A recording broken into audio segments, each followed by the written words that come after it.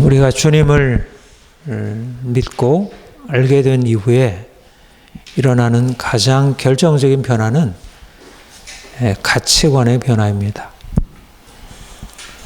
우리가 주님을 믿기 이전에는 우리가 좋아하던 것, 우리가 귀하게 여기던 것들이 많이 있었는데 주님 만나 이후에 그 모든 것이 그렇게 귀한 것이 아니구나, 그렇게 좋은 것이 아니구나, 그것을 깨닫게 되고 이전에 별로 가치 없게 여겨지던 것들이 귀하게 여겨지는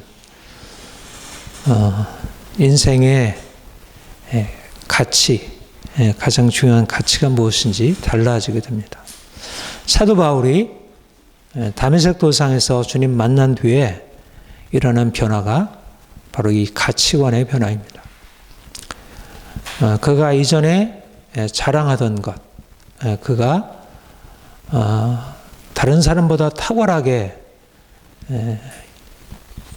여기는 것, 그것이 그전에는 그의 자랑이었던 것이었는데 그가 주님 만난 이후에 오히려 그게 부끄러움이 되고 자신의 해로 여겨지게 되었다.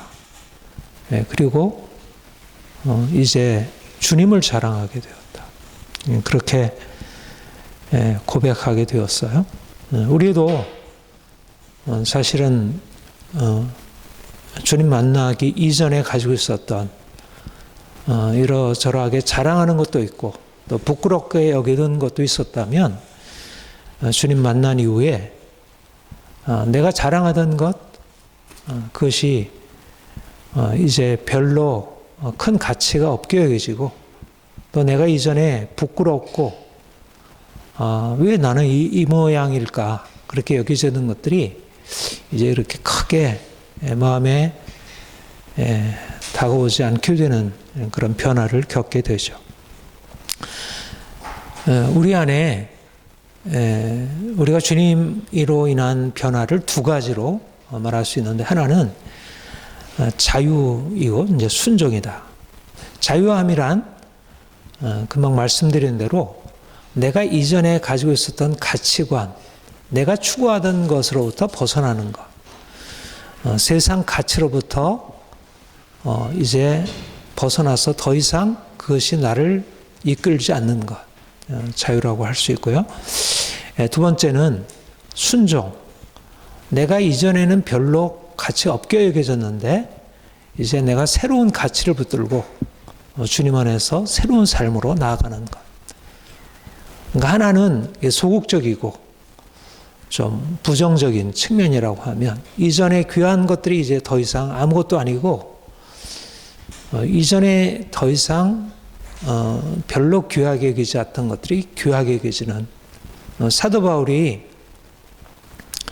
이전에 자랑하던 육체의 모든 자랑을 배설물로 여기고 이제 예수 그리스도 그분이 자신에게 가장 귀한 것으로 여겨져서 이제 그분을 추구하고 그의 말씀에 따라 순종하게 되는 것으로 바뀌어지는 이 변화, 이 두 가지가 결국 그리스도인들의 삶의 가장 큰 두 중심이라 이렇게 여겨져요. 그래서 오늘 자유와 순종이라는 이 두 가지 핵심적인 우리의 믿음의 삶에 대해서 한번 살피려고 합니다. 우리가 이 고린도전서 7장 17절부터 24절 본문은 여러 번 다룬 본문이고요. 이제 제가 볼 때 그리스도인의 삶을 굉장히 중요하게 요약하고 있는 본문이다 그렇게 여겨져요. 고린도 교회에는 이제 고린도 지역하면 지금으로 보자면 그리스 지역이 아주 핵심이죠. 코린트에서 사도 바울이 이제 전도 여행을 할 때 처음에 마게도냐에서 복음을 전하고 데살로니가 교회, 베레아 교회 이런 데서 복음을 전하다가 그 다음으로 간 곳이 이 아가야 고린도 지역이었어요. 그래서 그곳에 가서 복음을 전했을 때, 먼저 거기서 전했군요. 예, 먼저 고린도 지역에서 복음을 전하고 그다음에 이제 마게도니아 지역으로 갔는데, 이 고린도 교회가 사실은 굉장히 아무튼 외적으로 볼 때도 이런 그리스 헬라 문화로서 아주 꼽히는 곳이고요. 그래서 우리 고린도전서 내용에 보면 이제 그런 그리스도인들이 자랑하고 있는 그 헬라의 지혜 뭐 이런 부분에 대해서 이제 언급하고 있고, 아무튼 고린도 교회 안에 하나님이 크게 역사하셔서 이제 아름다운 고린도 교회가 세워지게 되었어요. 그런데 이제 고린도 교회에 보내는 이 편지를 보면 고린도 교회 안에 굉장히 여러 가지 많은 문제들이 있었고, 특별히 우리가 전에도 다뤘듯이 고린도 교회의 가장 큰 문제는 이 갈등, 뭐 바울파, 아볼로파, 기버파, 그리스도파 해가지고 이 파당이 나누어져서 이제 서로 갈등하는 것이었고요. 그리고 이제 본문에서 다루는 것은 이건 뭐 크게 큰 문제로 나오진 않았는데, 아무튼 당시 이방 교회에 거의 모든 공통적으로 대두되었던 문제가 유대인과 이방인 사이에 이 정체성으로 인한 갈등이었던 것 같아요. 우리가 이것이 가장 대표적인 것이 이제 갈라디아 교회였죠. 그래서 이방인들이 그리스도를 믿은 이후에 이방인들이 유대인들과 동일하게 할례를 받고 안식일을 지키고 음식을 구별해 먹어야 하는지 하는 그런 문제가 이제 이방인 교회들마다 이제 대두가 되었어요. 그래서 이제 갈라디아 교회에 있어서 이것이 문제가 되어서 갈라디아 교회가 이제 유대주의자들로 인해서 할례를 받고 안식일을 지키고 뭐 이제 이런 문제가 있었고, 근데 고린도 교회 안에도 이것이 이제 큰 문제는 아니었던 것 같은데, 아무튼 여기에서도 언급하는 걸 보면 역시 그 문제가 고린도 교회 안에도 이제 작용했던 것 같아요. 그래서 한마디로 당시에 이제 문제, 요 본문의 배경에서 이제 본문을 다루고 있는 그 배경을 보면, 말하자면 유대인들의 전통을 따르고 있는 사람들이 예수를 믿을 때 구약의 율법에 따라서 할례를 받고 안식일을 지키고 하는 율법의 행위들을 지켜야 한다는 그런 요구를 했었고, 그래서 이방인들이 그로 인해서 갈등과 이런 나름대로의 분쟁이 있었던 것 같습니다. 그런데 이것에 대해서 사도 바울이 내리는 해답, 처방이 할례자든 무할례자든 그대로 지내라. 할례를 받는 것도 아무것도 아니고 무할례자로 지내는 것도 아무것도 아니다. 할례자는 할례자로 그대로 있고 무할례자는 무할례자로 그대로 있으라. 이렇게 말씀하고 있는 것이에요. 여기서 이제 핵심적인 구절이 그 19절에 할례 받는 것도 아무것도 아니요 할례 받지 아니하는 것도 아무것도 아니로되 라는 말씀이에요. 할례나 무할례가 아무것도 아니로다. 이것이 바로 사도 바울이 여러 번 이제 명시적으로 이런 구절을 쓰고 있는 것이 세 차례, 갈라디아에서 2번 나오고 고린도전서에서 1번 나와요. 그래서 이 말을 하게 된 배경은 말하자면 할례자와 무할례자, 유대인과 이방인은 동일하게 여겨지지 않는다는 거예요. 그러니까 할례자들, 유대인들은 그들이 하나님의 말씀에 근거해서 말씀을 따라 사는 자들로, 율법을 따라 사는 자들로 여겨지고, 그리고 할례를 받지 아니하는 이방인들은 무언가 하나님을 믿는다 할지라도 그들이 온전하지 못하게 믿는 것으로 그렇게 여겨졌던 것 같아요. 이것에 대해서 사도 바울이 그렇지 않다. 할례를 받든 할례를 받지 않든 그것은 아무런 중요한 것이 아니다. 이렇게 아주 명확하게 얘기를 하는 것이죠. 그런데 사도 바울이 왜 이 얘기를 할까? 여기에 담겨있는 할례자나 무할례자가 중요하지 않고 할례 받는 것이나 할례 받지 않는 것이 중요하지 않다는 이 말의 배경에는 무엇이 있을까? 이것은 사도 바울이 빌립보서 3장에서 고백하고 있는 다메섹 도상의 체험을 배경으로 해야 이것이 제대로 이해될 수 있다. 그렇게 말할 수가 있습니다. 사도 바울이 빌립보서 3장에 보면 자기가 주님 만난 이후에 일어난 변화에 대해서 이렇게 고백을 하죠. 이거는 우리가 너무 잘 아는 말씀이지만 그러나 이건 아주 핵심적인 구절이고요. 그리고 이것은 아주 분명히 이것을 이해를 해야 사도 바울이 로마서, 고린도전서, 고린도후서, 갈라디아서 이 사도 바울의 이 복음의 내용에 대해서 확실하게 이해할 수 있는 이제 그러한 그 사건이다 이렇게 말할 수가 있어요.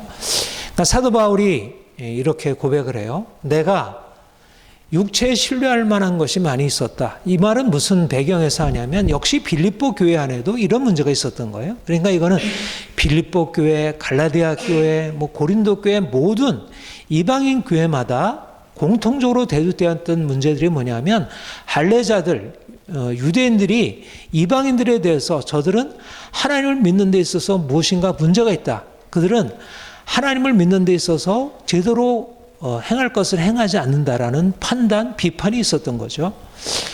그래서 그들에 대해서 할례를 자랑하는 할례파 유대인들을 향해서 사도 바울이 얘기하기를 그들이 할례를 받았다고 해서 자기를 자랑하는데 그것은 육체 자랑이에요. 나도 육체에 신뢰할 만한 것이 있었다. 그러면서 내가 날 때부터 8일 만에 할례를 받고 이스라엘 중에 이스라엘인이요 히브리인 중에 히브리인이요 베냐민 지파다.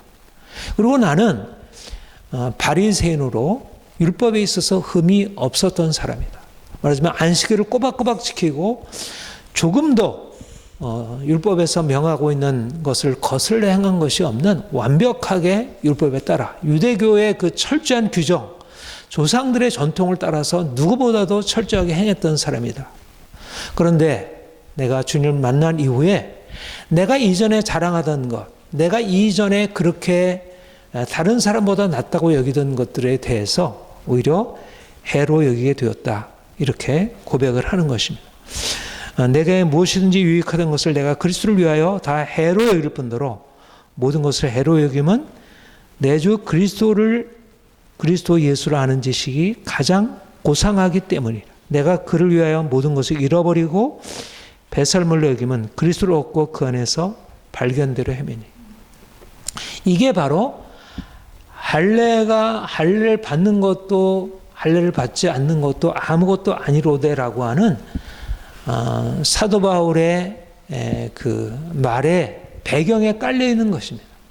그가 이전에는 자기가 할례자라는 것, 그가 율법에 따라서 흠없이 살았다는 것이 그의 자랑이었고, 그가 그의 삶의 모든 것이었고, 그 할례를 받지 않고 율법에 따라 살지 않는 다른 이방인들에 비해서 그는 탁월한 높이를 가지고 살아가는 삶으로 그렇게 여겨졌는데, 그리스도를 만난 이후에 그리스도를 알고 나 보니까 그가 이전에 자랑하던 모든 것들이 아무것도 아니고 배설물에 불과하고 그것이 오히려 자신에게 해가 된다는, 여기서 이제 핵심적인 말이 육체를 신뢰할 만한 것이다. 그렇게 얘기를 해요. 자기가 그 이전에 자랑하던 그 할례는 육체를 신뢰하는 것에 불과하다. 육체를 신뢰한다는 말은, 육체라는 말은 모든 육체는 풀이요 그 모든 영광이 풀의 꽃과 같으니 풀은 마르고 꽃은 떨어지되 라는 이사야의 말씀과 동일하게 그가 자랑하던 그의 할례, 그의 안식일을 지킨 것, 그가 모든 행하던 율법에 조금 더 흠없이 행하던 것은 사실상 세상에 속해 있는 그러한 지나가는 것, 잠시 있다가 없어져 버리는 그런 가치에 불과한, 마치 이 세상에서 자기가 부자라고 자랑하고 자기가 높은 권력을 가지고 있다 자랑하는 것과 동일한 차원에 속해 있는, 그건 하나님을 향한 것이 아니고 자기를 향한 것이고 세상을 향하는 것이라고 하는 사실을 그가 깨닫게 되고 그가 그 모든 것을 내려놓게 되었다. 그러니까 할례와 무할례가 아무것도 아니라고 하는 것은 할례로 대표되는 육체에 속한 신뢰, 육체의 모든 자랑은 사실상 그것은 헛된 것이고 아무것도 아님을 깨닫게 되었다는 거예요. 고린도 교회를 향해서 할례 받는 것도 아무것도 아니요, 할례를 받지 않는 것도 아무것도 아니로되라고 하는 것은 사람들이 이 땅에서 자랑하고 있는 모든 육체에 속한 것들이 아무것도 아니다. 내가 돈을 많이 버는 것도, 내가 다른 사람보다 높은 지위를 가지고 있는 것도, 사람들로부터 칭찬을 받고 인정을 받고 존경을 받는 것도 그 모든 것이 아무것도 아니다. 그 모든 것은 사실상 그 나름대로 세상에서 누리는 유익이 있고 가치가 있지만 그 모든 것은 아무것도 아니다. 이게 바로 사도 바울이 그리스도를 만난 이후에, 영광의 주님을 본 이후에 그가 이전에 붙들고 있던 모든 것들이 얼마나 보잘것없음을 깨닫고 그것을 자랑하던 자기 인생을 오히려 부끄러워하고 그것을 자신의 오히려 수치로 여기게 되었다는 것. 이것이 바로 주님 만난 사람들의 고백이라는 것. 우리가 주님을 만났다는 증거가 뭘까? 우리가 정말 주님을 안다는 것이 무엇일까? 이전에 자랑하던 것, 이전에 신뢰하던 것이 이제 아무것도 아님을 깨닫게 되는 것입니다. 할례가 아무것도 아니구나. 내가 사람들로부터 사랑받고 인정받는 것도 아무것도 아니구나. 내 인생의 즐거움, 내 인생이 그렇게 누리고 있던 모든 것들이 사실상 아무것도 아니구나. 사람들은 그것이 내가 돈을 많이 벌었다고, 우리 자녀들이 잘 됐다고, 남편이 승진했다고, 내가 집을 샀다고, 내가 산 주식이 올랐다고, 내가 인생이 이렇게 폈다고, 내 삶이 이전에는 이렇게 힘들었는데 내가 이렇게 새로워졌다고, 그것을 자랑하고 그것에 대해서 부러워하고 그 인생의 자랑, 그것이 자기 인생을 세워주는 것이라고 생각하는데, 주님 만나고 난 이후에 주님 만난 사람들이 고백하게 되는 것은 그게 아무것도 아니구나. 할례 받는 것도 아무것도 아니요, 할례 받지 않는 것도 아무것도 아니요, 내가 부한 자가 되는 것도 아무것도 아니요, 내가 가난한 자가 되는 것도 아무것도 아니요, 내가 지혜자가 되는 것도 아니고 내가 미련한 자로 있는 것도 아무것도 아니요, 내가 아무것도 없을지라도 그 모든 것이 나에게 부끄러움이 되지 않는구나. 이것이 주님을 만나고 일어나는 변화라는 것입니다. 육체에 속한 사람들, 우리가 주님 만나기 전에 가지고 있었던 것은 이 세상의 것들이 우리의 삶의 중심이 되고 그게 내 삶을 끌어갔어요. 근데 성경은 그것을 하나님보다 더 사랑하는 모든 것들을 우상이다.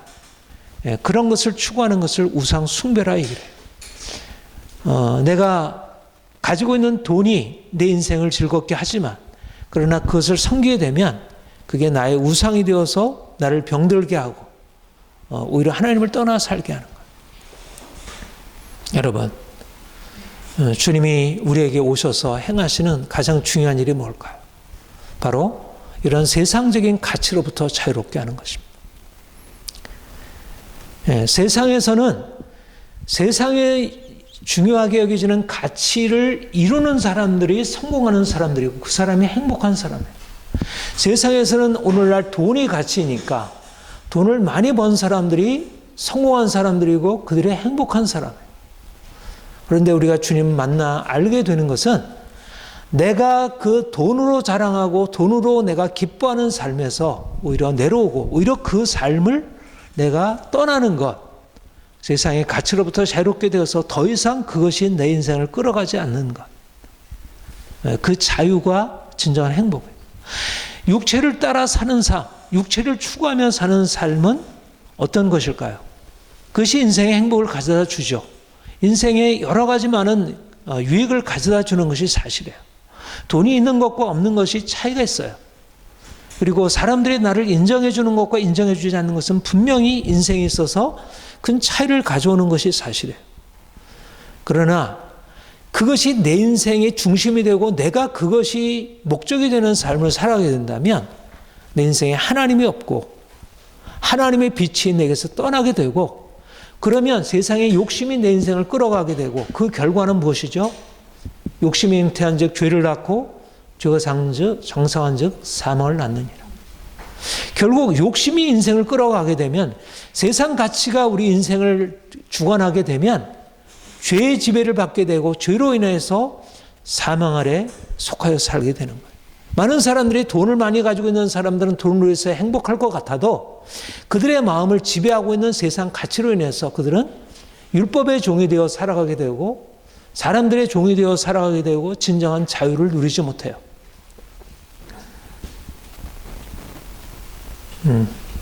그들은 자유인이 아니라 종이라는 것입니다. 사람들의 종이고 물질의 종이고 세상 가치의 종이 되는 거예요. 주님께서 오신 목적은 우리를 자유케 하시려고, 그리스도께서 우리를 자유케 하려고 자유를 주셨으니 그러므로 굳건히 서서 다시는 종의 멍에를 매지 말라. 주님이 주시는 자유는 내가 세상 것을 많이 가지고로 인해서 내가 원하는 것을 하는 것이 자유가 아니고, 오히려 내가 이 세상의 모든 것이 내게 있어야 자유롭다고 생각하고 그것을 추구하고 살았는데, 말하자면 나는 돈을 추구하고 살았는데 이제는 돈이 나를 이끌지 않은, 세상적인 가치가 나를 이끌지 않은, 그래서 율법으로부터 자유케 되는 것, 세상적인 가치로부터 자유케 되는 것, 주님이 우리를 그렇게 행하신 것입니다. 우리가 주님과 연합함으로 인하여 이전에는 우리의 가장 귀하고 가장 좋던 것이 이제는 값이 없게 되고, 이제는 우리 주님이 우리의 삶의 가장 귀한 분으로, 그것이 자유예요. 자유는 우리의 가치관이 바뀌는 게 자유예요. 세상적인 것을 추구하던 우리가 이제 더 이상 세상적인 것을 추구하지 않고 주님을 추구하는 것이 자유예요. 이것을 세상이 어떻게 알겠어요? 주께 속한 본문에 그렇게 말씀했죠. 주 안에서 부르심을 받은 자는 종이라도 주께 속한 자유자다. 당시에 로마 사회에서 종이라고 하는 것, 노예라고 하는 것은 오늘날 어떤 신분보다 저 밑바닥에 떨어져 있는 신분이에요. 그런데 주님께 속해 있으면 종이라도 자유인이라는 것입니다. 주님 안에서 누리는 이 놀라운 자유가 우리 인생을 근본적으로 바꾸게 하는 것입니다. 우리가 주님을 알게 된 것 얼마나 귀한 일인지요. 우리가 이전에는 세상이 우리를 끌고 세상적인 가치가 우리를 사로잡고 율법이 우리를 다스리고 살았다면, 육체 행위로 인하여 우리의 삶의 만족과 불만족이 결정되었다면, 이제는 주님이 우리의 삶의 중심에 들어오셔서 우리가 주님으로 인하여 우리의 모든 형편으로부터 자유롭게 될 수 있다는 것, 이것이 얼마나 귀한 일인지. 우리가 이러한 온전한 자유를 누릴 수 있기를, 우리가 이전에 붙들려 있었던 세상 자랑, 신뢰, 염려, 두려움, 이것으로부터 벗어나서 온전하게 주님 때문에 내 인생이 자유로울 수 있기를, 그렇게 되기를 축복합니다. 두 번째는 순종. 할례가 무할례가 아무것도 아니다. 오직 하나님의 계명을 지킬 따름이니라. 주님께서 우리를 세상적인 가치로부터 자유롭게 하고자 하는 목적은 무엇일까요?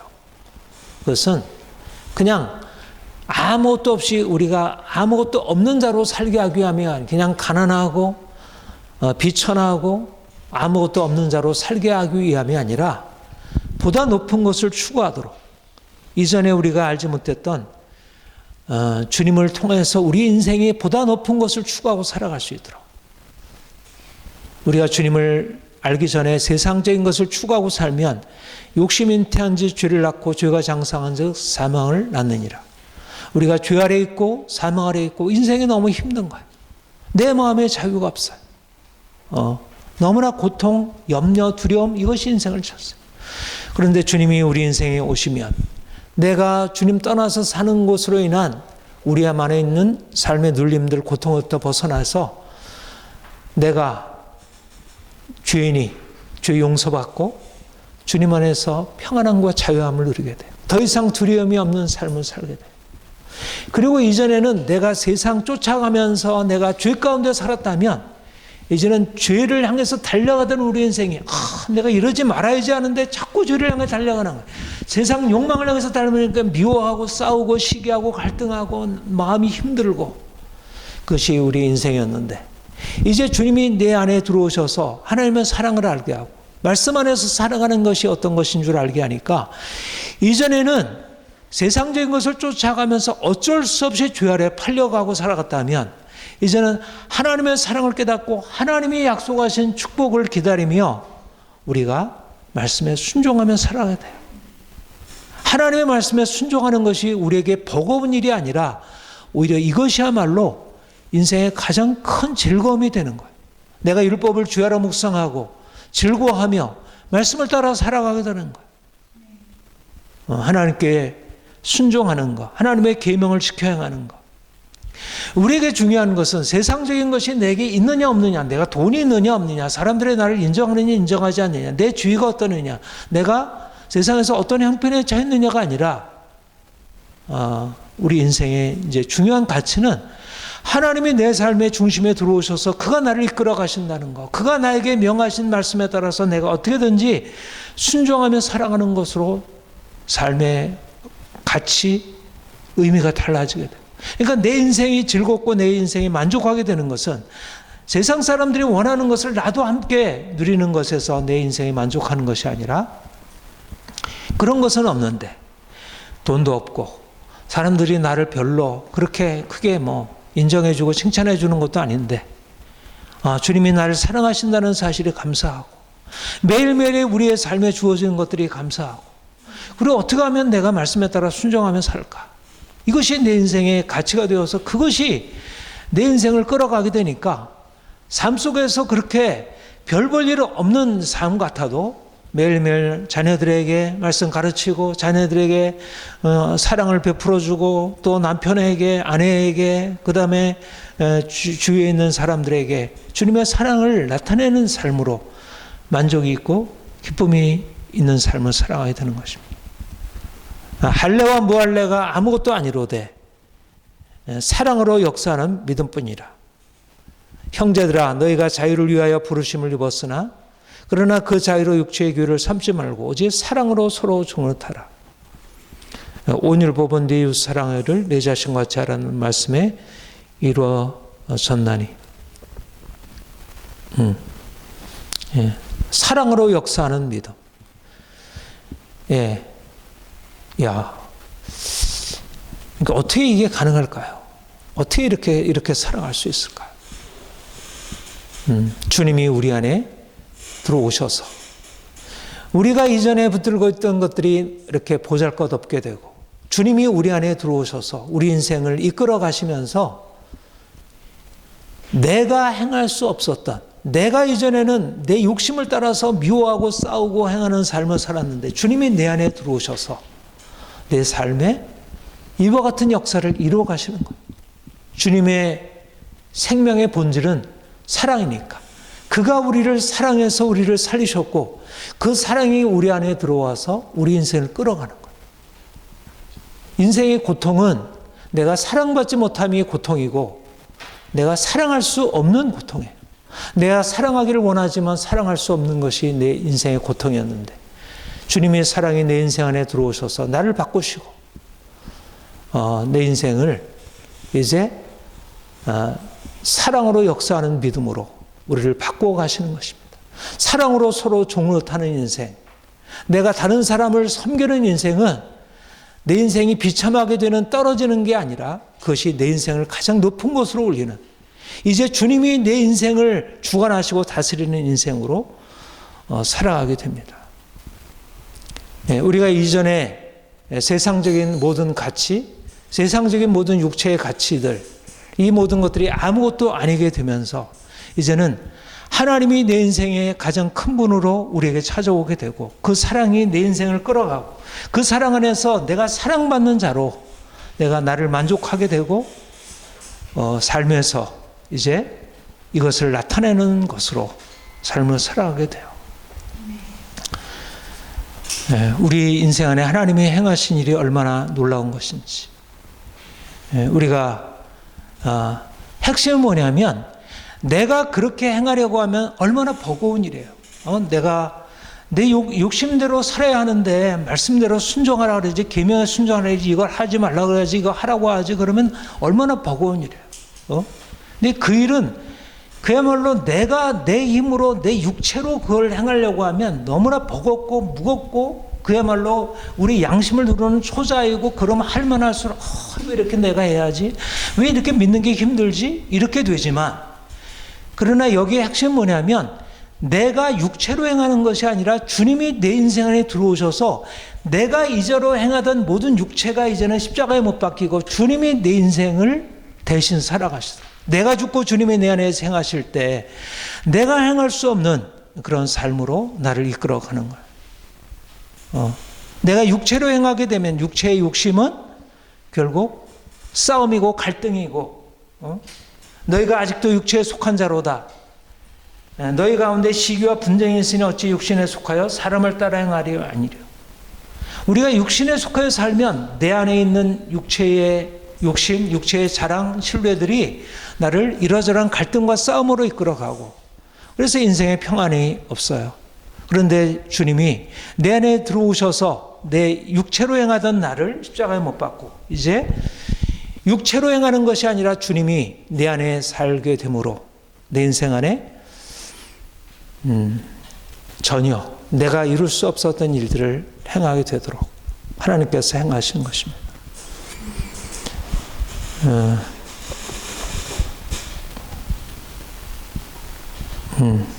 이것이 주님이 우리를 구원하신 목적이에요. 주님은 우리를 위하여 죽으셨고 우리를 위해서 다시 살아나셨고, 그리고 이전에 내가 육체로 신뢰하고 자랑하던 인생, 그렇게 해서 우리에게 삶에 주어지는 것은 수많은 싸움, 갈등, 염려, 두려움, 이런 것이었어요. 여러분, 우리 자신이 그렇고 우리 주변의 사람들 보세요. 육체를 따라 행하는 사람들의 삶을 보세요. 육체를 자랑하는 사람들의 삶을 보세요. 어떤지. 돈 있는 사람들, 돈을 추구하는 사람들의 삶이 어때요? 그들이 행복한가요? 행복하지 않아요. 끊임없는 갈등, 싸움뿐이에요. 육체가 인생을 끌어가게 되면, 육체에 대하여 자유롭지 못하면, 세상적인 추구가 인생을 끌어가면 결코 행복할 수 없어요. 그런데 사람들은 여전히 육체가 인생을 행복하게 한다고 생각해. 육체의 조건들이, 내가 돈을 가지고 있는 것이 사람들이 나를 칭찬하고 인정해 주는 것이 내 인생을 행복한다고 생각해요. 그것 때문에 싸우고 그것 때문에 갈등하고, 요즘에 정치하는 거 보세요. 사업하는 사람들 보세요. 인생에 분명히 행복이 있고 기쁨이 있지만, 그러나 결국 미움이고 싸움이에요. 사랑으로 역사하는 믿음이라는 차원을 알지 못해요. 하나님이 없으면 인생은 결국 욕심이고 싸움이고 갈등이에요. 결국은 죽음이에요. 그런데 주님이 우리 안에 오셔서 이제 내가 사는 것이 아니고 내가 주님 안에서 살아가는, 주님의 그 사랑이 나를 끌어가게 되면 내 인생 안에 전혀 다른 삶, 내가 죽고 주님이 내 안에 사실 때, 내가 육체로 죽고 영으로 살 때 내 인생 안에 정말 아름다운 인생.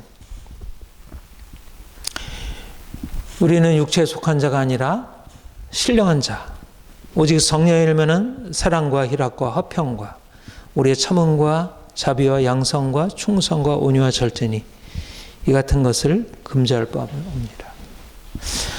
하나님의 계명에 순종하는 자, 그리스도와 연합하여 이러한 아름다운 영의 열매를 맺는 자, 이것이 하나님이 우리에게 허락하신 놀라운 새로운 정체성이에요. 전에는 우리의 육체의 욕심을 따라 행하며 율법에 불순종하여 진노 아래 있었는데, 주님이 우리 안에 오셔서 이제 새 일을 행하신 것입니다. 그리스도 안에서 거듭나게 된 거예요. 우리가 영으로 사는 자가 된 거예요. 그래서 이제 성령의 열매를 맺는 자로 살게 되었습니다. 세상으로부터 자유케 되는 게 중요해요. 세상으로부터 자유케 된다는 것은 다시 말하면 육체가 죽음으로 넘겨지는 거예요. 날마다 내가 죽음으로 넘겨지고 주님이 내 안에서 사시는 삶으로 살아가는 거예요. 내가 지켜 행하려고 하면 율법에 순종할 수 없어요. 계명에 순종하는 것은 내가 하는 일이 아니고 주님이 내 안에서 행하시는 일이에요. 내가 날마다 그분 앞에 나아가서 주의 은혜를 경험하면 내가 할 수 없는 일을 주께서 이루어 가실 것입니다. 여러분, 우리에게는 전혀 새로운 삶이 열려져 있습니다. 전에 우리가 육체에 있을 때는 우리가 죄 가운데 행하여 고통에서 벗어날 수 없었지만 이제는 우리가 주님과 연합해서 육체로 사는 자가 아니라 영으로 사는 자가 되었고 이제는 율법에 순종하여 아름다운 열매를 맺게 되고 하나님이 주시는 축복을 경험하게 돼요. 순종하면 어떻게 된다고 했죠? 하나님 축복하신다고 했어요. 육체를 추구하면 오히려 실패와 고통 가운데 들어가게 되고 오히려 내가 죽음으로 넘겨지고 내가 영으로 살면 내가 죽음으로 넘겨지고 영으로 살면 오히려 생명의 축복을 누리게 돼요. 역설입니다. 우리가 더욱더 온전하게 세상으로부터 육체로부터 온전히 자유케 되고 그리고 성령 안에서 율법에 순종함으로 하나님 주시는 복을 더 풍성하게 누리기를 소망합니다. 함께 기도하겠습니다. 하나님 아버지, 주님이 우리에게 오셔서 전에는 육체를 따라 지내며 본질상 진노에 자녀했던 우리가 이제는 그리스도 안에서 성령으로 말미암아 거듭나 이제는 영으로 살며 영의 열매를 나타나며 순종하며 살아갈 수 있게 하시니 감사합니다. 이전에 살던 삶에서 이제 온전히 벗어나 더 주의 말씀에 온전히 순종하여 주를 기쁘시게 하는 자로 살아가게 하옵소서. 하나님, 세상 사람들은 여전히 보이는 육체를 따라 행하고 있고 그것이 자신의 만족인 줄 알고 있습니다. 주님, 우리의 눈을 열어주셔서 영광의 주님 보게 하시고 주님 안에 우리에게 허락된 새로운 정체성 깨닫게 하시고 우리가 말씀에 온전히 순종함으로 주를 기쁘시게 하는 자 되게 하옵소서. 우리가 이제 세상에 나아가 하나님이 우리에게 허락하신 이 귀한 것들 나타내 보이며 또 사람들을 이 빛으로 인도하게 하옵소서. 감사합니다. 예수님의 이름으로 기도합니다. 아멘. 찬송가